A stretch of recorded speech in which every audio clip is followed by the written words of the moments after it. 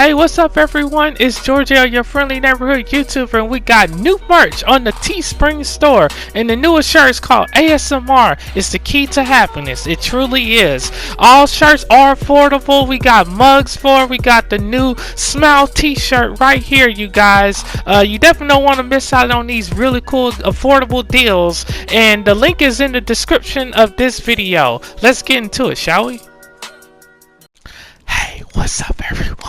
It's Giorgio, your friendly neighborhood YouTuber, and I'm back with another ASMR video just for you guys. And also, you guys, I just want to say, thank you to those of you who did check out episode 1 of this. I got some feedback on it, which I'm so grateful for, because that's the only way I'm going to get better at this.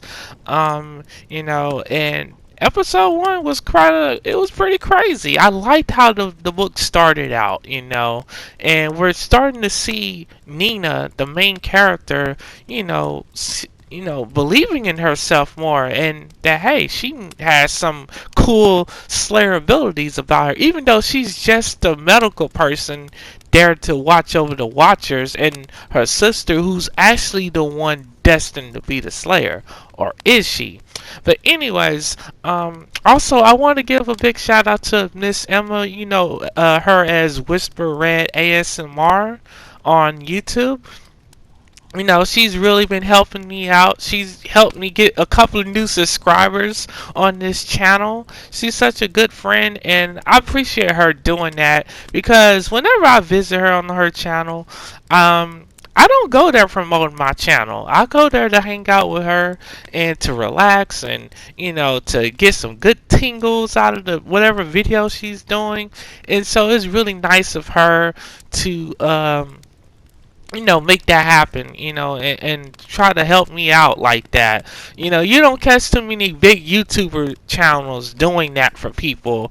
And you know me, I would never beg anybody to do anything like that. So the fact that she's willing to help a friend out like that means so much to me. And so much love, huge thanks to her. She has a really cool book out right now, and it's an ASMR book, basically talking about her journey of to doing ASMR and what ASMR is.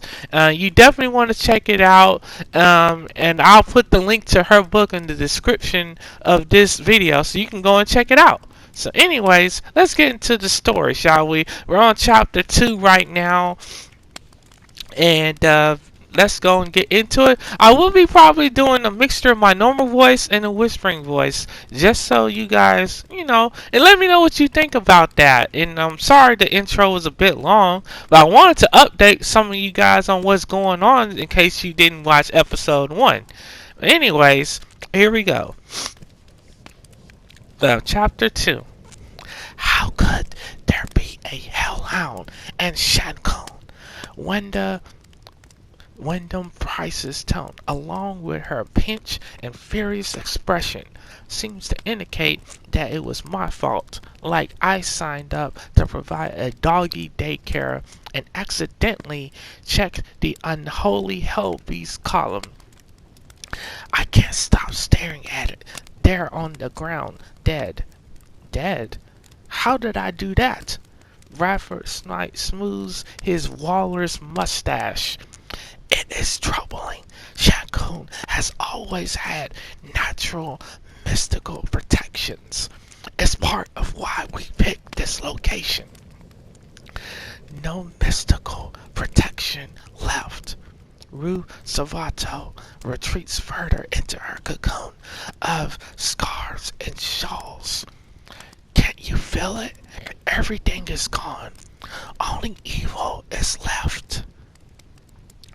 What are you doing? Artemis demands, hurry up to us. She takes in the hellhound, and before we can explain, throws herself between me and the dead demon. Her first instinct is to always protect me. Lock down, everyone in the castle, go!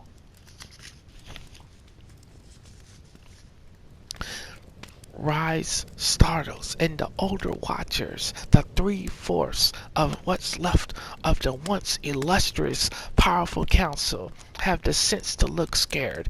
If there's one treat, there might be more. They should have known that. Artemis didn't have to think about it. Rise grabs Cillian and pulls him along. Cillian frowns. The castle is off limits to me, ain't it? What was that thing? Go! Artemis jogs backward, scanning the trees for more threats, sticking close to me. She's the one with the training, the one who can handle this sort of thing. Crack went its neck. I hurry along the path to the castle doors. I should be terrified that there are more of those things out there, but it didn't feel like there are. Which worries me. How would I know that? Once we're inside, Artemis bars the door, barking out orders. Jade, Imogen will guard the littles in the dorm wing. Bradford will go get them. We'll go tell them. Rise, take Cillian and Nina. Barricade yourselves in the library. There's a secret room behind the far shelf with a window for escape if we lose the castle. There's a secret room, I ask at the same time Rice says with genuine hurt. There are more books I didn't know about. Cillian stepped towards the door. Barricade? Losing the castle? Bloody hell, what is this? Artemis holds up in an arm to block his way out. It's not lost on me that Rise was assigned to protect Cillian, the innocent civilian, and me. She has no idea I killed the hellhound myself, and I didn't know how to tell her. It feels like it happened to someone else. I'm embarrassed and terrified, because if it felt like something else took over, that means all the weirdness in my body I've been ignoring the last couple of months is definitely super for sure real. Artemis opens a dusty old chest beside the door and passes out weapons. Wanda Wyndham Price. I'm just gonna call her WWP, you guys, because I get tired of saying her whole name. Anyways, recalls from a large crossbow. Artemis glares up at her. Would you prefer a wooden switch? Watch your tone, Wanda snaps. I don't understand the exchange, but Wanda takes the crossbow and hurries away. Rise gets a sword. Bradford Snipe takes another crossbow. Ancient Ruth Sabato pulls a wicked-looking knife from a sheath on her thigh beneath her swirling layered skirts. What about, I start. Library, Artemis barks. Now! Bradford Snipe shoots me a heavy, mournful look. He seems like he has something to say. I half expect him to pull a hard candy out of his suit pocket and give it to me with a pat on the head. That's about the extent of our interactions over the last several years. There's never any reason for the council to talk to me. After all, my mom is on the council and she never needs me. Why should any of the rest of them? Rise grabs Cillian's hand to tug him along, and I ran after them to the library. Jade is gone, hopefully back to her room, where Bradford Snipe can find her easily. Rise locates a lever on the far shelf, and it swings open to reveal a cramped, dusty room. We shut ourselves in. Explanations, Cillian says, painting. What was that thing? And why were we locked inside the castle? And I'm finally allowed to ask how the hell you lot moved a castle here in the first place. Because I've been working mightily to pretend otherwise. But never been allowed to and never wanted to. Rise stares at me as if I was a stranger. The way you moved out there, what you did? You look like a silly interrupts us. Again, what the hell? Would someone please explain this to me? What was that thing out there? I lean against the shelves, grateful to have to explain things to Cillian so I don't have to think too hard about what I did. What Rise might have been about to say, it was a demon. A what now?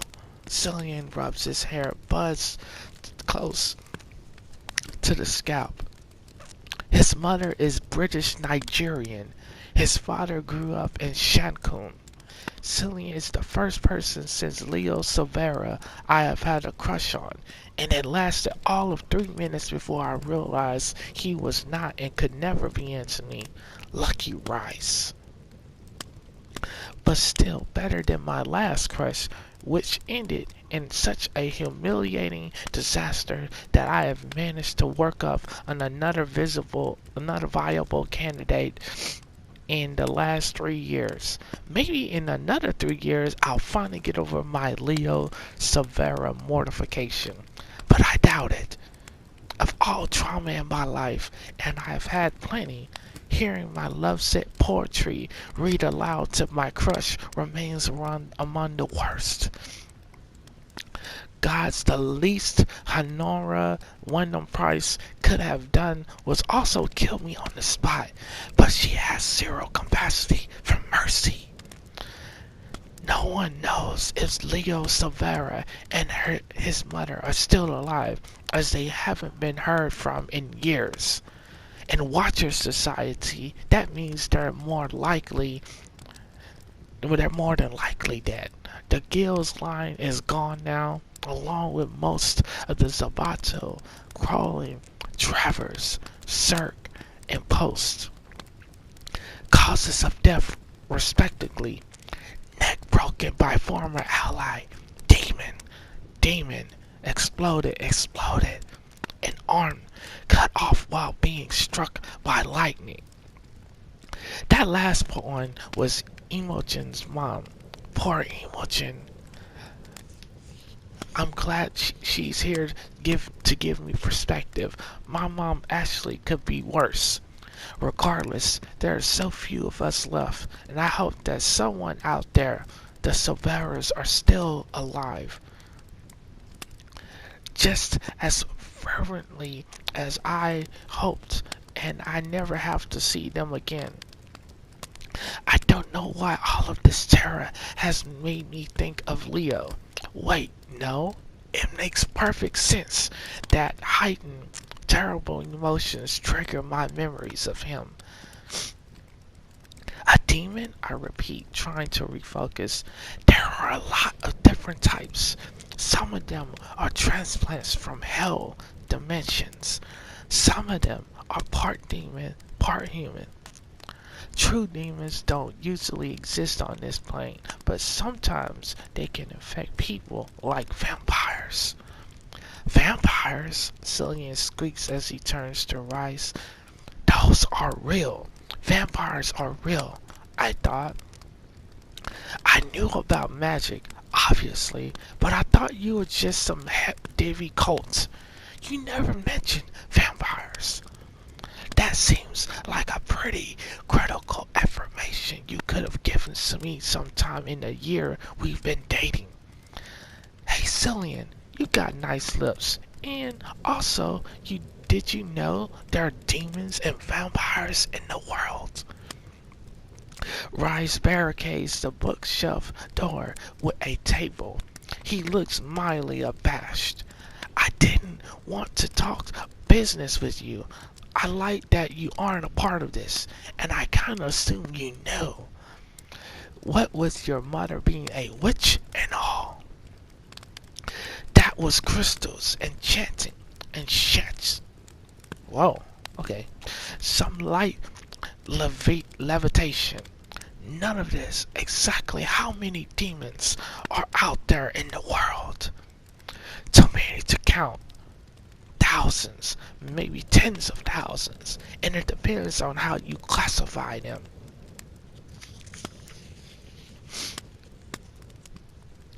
Cillian leans back so abruptly in his chair, he tips over, landing roughly on the ground.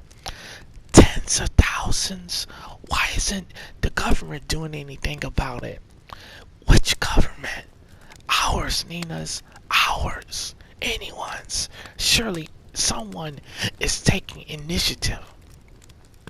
Sometimes they do, but demons are good at being secret.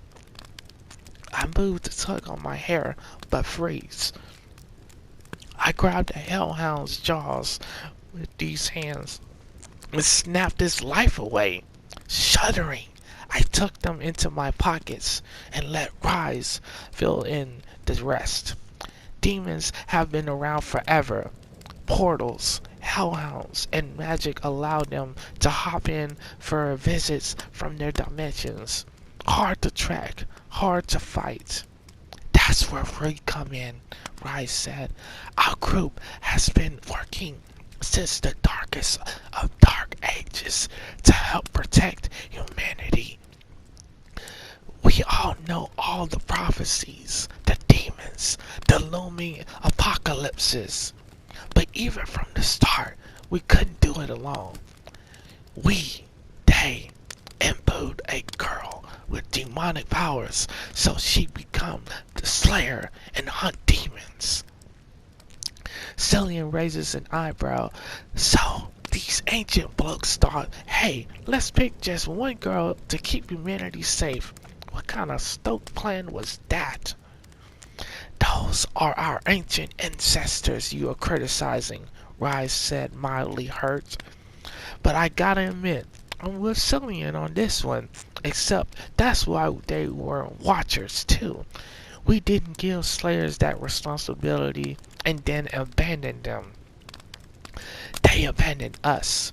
Buffy led the charge, as always. She was the first slayer in our entire history who rejected our guidance, our knowledge, our help, like we were holding her back instead of supporting her. My head is spinning and I keep feeling the crack of the neck. But then, Buffy, the most recent slayer, Rise interrupts me. The most recent-ish. All slayers started out as potentials. When the current slayer died, the next one was called. So there was only ever one. Most potentials never became slayers. Anyway, Buffy died once. Twice, I correct. Irrelevant to the current explanation, Rise huffs. She died so another slayer, Kendra, was called. But then Buffy was resuscitated? Dang, that's a big ass word. Anyways, so there were two slayers, but then Kendra died, and then the slayer after her was... Give me the Wikipedia version for God's sake. Cillian says. While Rise tells the story, I climb up on a chair in front of the high window and peer out at the trees. I don't want to listen to what Rise is saying. I already know it. 2 years ago, when Buffy was fighting the first evil, she was going to lose. So she did what she always does. She broke something. This time, it was the binding of Slayer power. The rules that had been in place, that had worked since the beginning of time, were eliminated. Suddenly, every girl with the potential to become a slayer did become a slayer, or would become a slayer when she was old enough. She let the Watchers die, and then she flooded the earth with almost 2,000 new slayers. And then she got around 1,000 of them killed in a battle, because of course she did. There's a reason there's only was supposed to be one slayer in a whole organization of Watchers. And having all these new slayers didn't tip the balance in favor of good. It did the opposite. Demons, content to lurk through the night, doing their demony things or shit. Suddenly felt threatened. The more Buffy pushes, the more darkness pushes back. And it pushed back so hard, the world almost ended. I give up on the window. There's nothing out there. I don't know how I know, but I do. And I feel sick with dread at what all these new abilities and senses might mean. For 60 freaking 2 days, I've been able to ignore them, but I can't anymore. Rise has caught up to Buffy's most recent terrible exploits in his explanation. Do you remember a couple of months ago, but back when the world almost ended? The world almost ended? Cillian asked aghast. Oh, right. Rise rubs his forehead. Maybe this is the real reason we don't talk about this stuff to anyone who isn't a watcher. It's complicated. The world almost ended because another dimension was taking over ours. 62 days ago, I whisper. And we had to sit here in our castle watching it unfold because if we revealed ourselves, odds were we'd die in the crossfire. I hated it. Artemis about went mad. But what bothers me the most is even without our help, it worked out. Sort of. In order to prevent the end of the world, Buffy destroyed the seed of wonder that fed all magic on Earth. Cillian whistles low and soft. I thought it was just one of those things, like we lost the magic Wi-Fi signal or something. Didn't you notice that the day the sky burst open, there were earthquakes, tsunamis, and stuff? I ask. He shrugs. Global warming. Rise got lost in the spines on the bookshelves. It was hard for him to focus, looking at all these books he didn't know we had. So I continue. Right, global warming. And also transdimensional global threat. And all of this, the broken magic, the new slayers, the almost end of the world, it's all because of Buffy. Cillian snorts. Sorry, I can't get over her name. Buffy. I fold my arms, glaring. What? She has a girly name so she can't destroy the world? Cillian holds up his hand defensively. That's not what I'm saying. She was a cheerleader before she became a slayer, Rise said.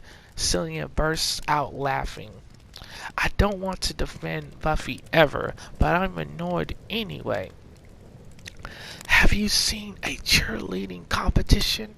Each and every one of those girls could take you, even without mystical slayer powers. Is that how you killed the demon thingy out there then? You've trained as a cheerleader? I feel the crack all over again. That's not the point. I don't even like Buffy. All she ever does is react. She never thinks through the consequences, and my family keeps paying the price. I take a deep breath to steady myself. And the whole world too, because this last time she almost broke it. No more magic, no more connections to the outer worlds, and no more new slayers, ever. She blew the door wide open, and then she slammed it shut. She needs to make up her mind, Cillian says. Make more slayers, end the slayers, break the world, save the world. Rise takes over my chair at the high window looking out. To be fair, a lot of people have tried to destroy the world over the years. It's a whole thing. Huh? Who knew?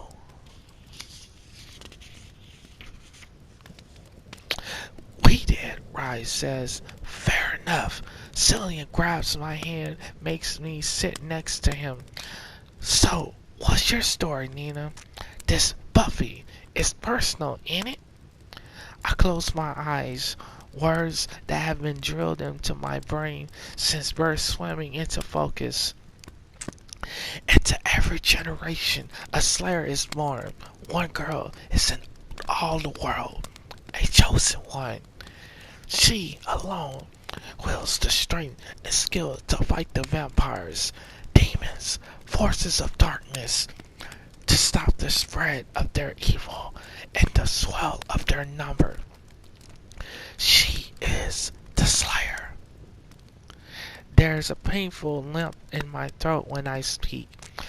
Every Slayer used to get to a Watcher, and Buffy got the best. I open my eyes and smile. My dad was her first Watcher. When Merrick Jameson Smythe found her, she had no idea who she was or what was coming for her.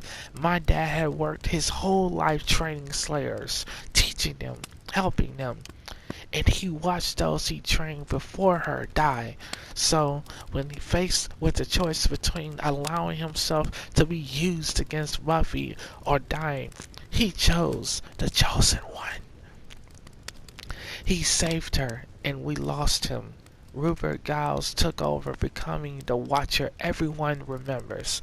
Their relationship, his indulgent refusal to follow rules or establish needed structure, his rejection of his own heritage, was the beginning of the end of everything. And still, when anyone thinks of Buffy's Watcher, they think of Giles, not my father.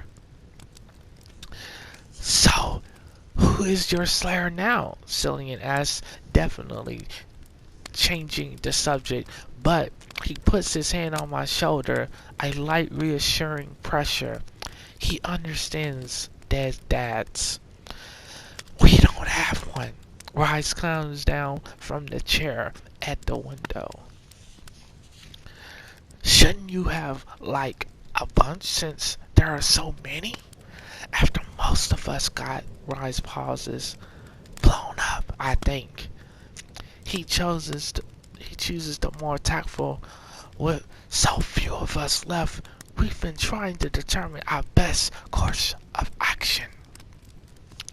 We don't know how Slayers would react to being contacted by us, how Buffy would react if we found out there was still an active group of Watchers. I honestly don't know if we'll ever fix the rift Buffy created between Slayers and Watchers. But in the meantime, trying to determine our best course of action feels like Watchers speak for hiding, doing nothing. I get that it was in our best interest to lie low and pretend the Watchers Council was gone for good. Disbanding for real was never a question. We are still Watchers, protectors, no matter what. But now that the world is filled with Slayers, Buffy's fault. Magic is dead, Buffy's fault. And all interdimensional portals are dead, Buffy's fault.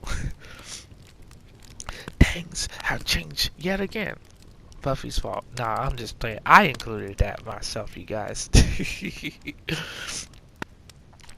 That's what my mom is out there doing, making sure we understand how everything has changed, what the new threats are. I'm not sure what the council's long-term plan is after my mom's shouting work is done.